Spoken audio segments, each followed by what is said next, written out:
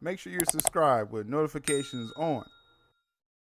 Paramount seems to be already assembling creators, namely for DC. Now, let me be very clear when I say this. Okay. Now, this is a bombshell.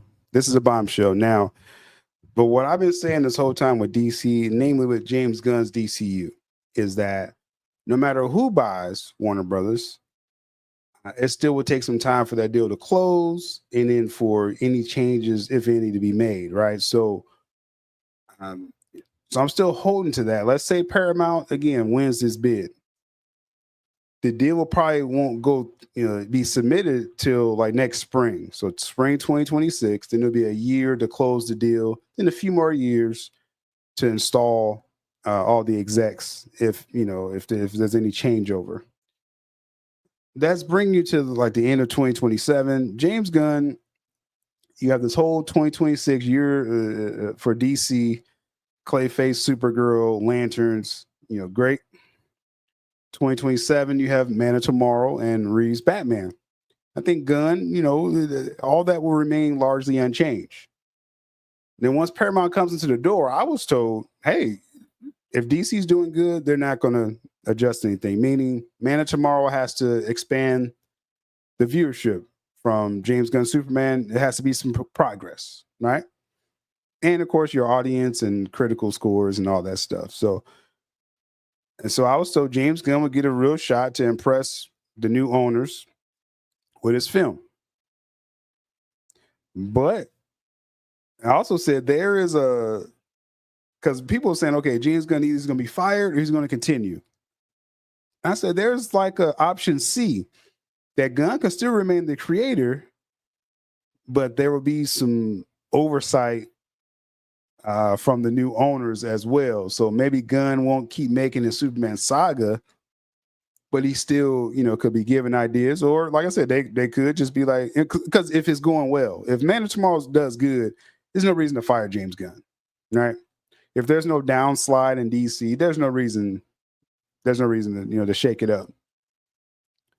But even if they don't shake up things as far as from the exec side, even if they don't fire him and Safran, the new owners, if it's Paramount, they could still interject and be like, "Oh yeah, you could do your thing," and then we own DC, so we're just going to do this. You know what I'm saying? And hey, as long as you're making good movies, we'll keep you around. That's possible, right? This is an interesting report from Pug News from Kim Masters. Kim Masters, you long-term viewers, y'all know how much I respect Kim Masters as a journalist. She put out that hard-hitting Ray Fisher article, I think it was in 2021, just exposing Jeff Johns, John Berg. Everyone was just exposed. Hamada, Emmerich. So she does great work. And now she's with Puck News. So this is why I really keep up with Puck News, because people like her. She's been hearing things, and I'll kind of add to what I'm hearing. I'll add in what I'm hearing as we go through this. So Paramount is already dangling Warner jewels. It says we've seen that the Ellisons like to start things off with a bang when they buy a studio.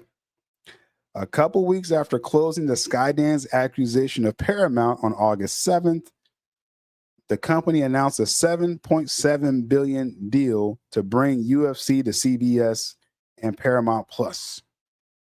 And that's a huge deal. It used to be with UFC, it's like a pay-per-view thing. So each event you have to, buy. The Ellisons and Paramount was like, no, just anytime there's a UFC event, you got to watch it on Paramount Plus and some of it on CBS exclusively. So all you got to do is buy Paramount Plus and you will see everything. You don't have to constantly buy per event. Just subscribe to Paramount Plus. Amazing deal, right? Amazing deal with that. So interesting. They said they soon followed by a 4-year pack with Matt and Ross Duffer coming off Stranger Things. Interesting. That's debatable if that was a good deal. Says it appears that early planning is already in place when and if the Ellisons lock up Warner Bros. Discovery. Again, they have the best offer. Zaz is going to start looking silly if they don't accept an offer this week. According to a knowledgeable source, Paramount has been crushing lately on writer director Zach Cregger. Red hot after August, the Weapons film, which grossed $268 million off of a $40 million budget. More money with that.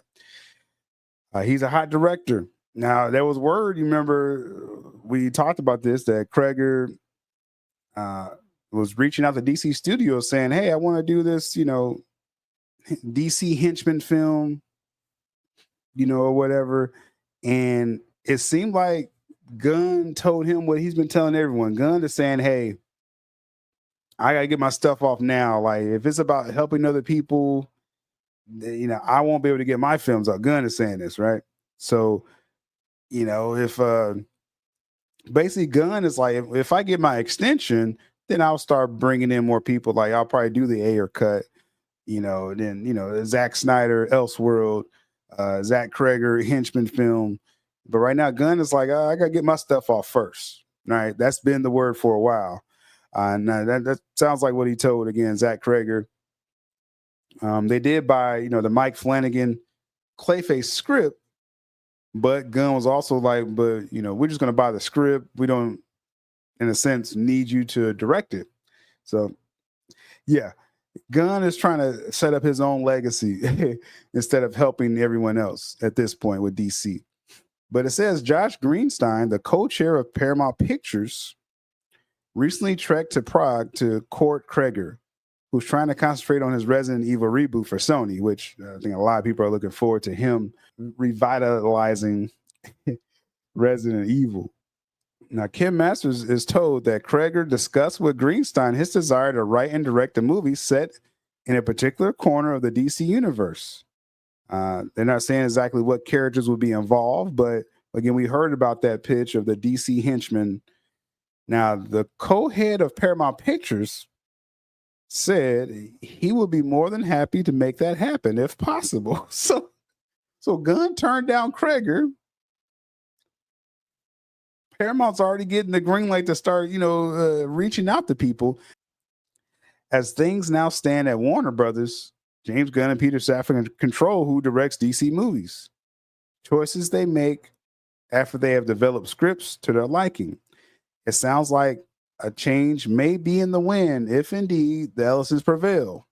And of course, Paramount didn't comment on this. So, but that's really what's going on there, is that Paramount is trying to secure talent. And just in this case with Cregger just like, hey, I'll definitely sign a deal with y'all if y'all get the rights to DC. I'll do all these other movies for you, but one of them has to be DC, right? If y'all get it. So Paramount's like, sure, right? So that's very interesting. Now, what I was told is that even though, again, this story, like I'm saying, is more of like Cregger's asking for DC, Paramount is definitely dangling this to different talent. Like, I was told it wasn't just Zach Cregger that they talked to. And as far as that creator, the creators are expressing they want to do DC. So I wonder what's going on. Like, some people are probably pitching James Gunn. And again, he's like, let me get my stuff off first. And now with Paramount approaching people just for film deals, they're bringing these discarded deals to Paramount saying, hey, so it's more on the creator side. And Paramount just saying, oh, yeah, if we get DC, we got you. Very interesting turn of events. And again, I was told there's more than one creator that's talking like Zach Cregger, meaning, what does this mean? What does this mean for DC, right? What does this mean for DC Studios? Well, I think it's very clear. No matter how well DC Studios is going for James Gunn and Peter Safran, that Paramount is going to have some input. They're going to, be more hands-on than Zaslav. They're going to be more like, oh, well, yeah, I mean, you could definitely do your DC stuff, but hey, we want this idea, make that happen.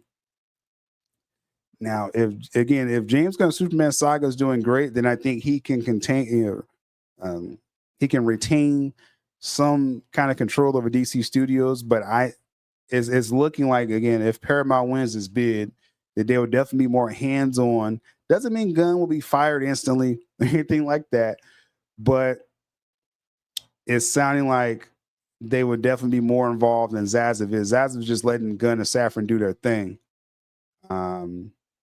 This would be more like, if your thing's working great, and we have these other things we're going to do as well. So it really doesn't matter what you say. So I just wonder. I wonder how much will change with DC Studios once we get to, like I said, the end of 2027. It sounds like things will change. The hierarchy of power of DC may likely change. I still hold to the fact, again, that if the Superman saga is doing well, Gunn will continue. If there's any backslide or even just the lukewarmness of it, then Paramount can easily interject new execs, is what it's sounding like. We shall see. We shall see. We're going to keep our eye, and hopefully there's some kind of resolution with the Warner Brothers sale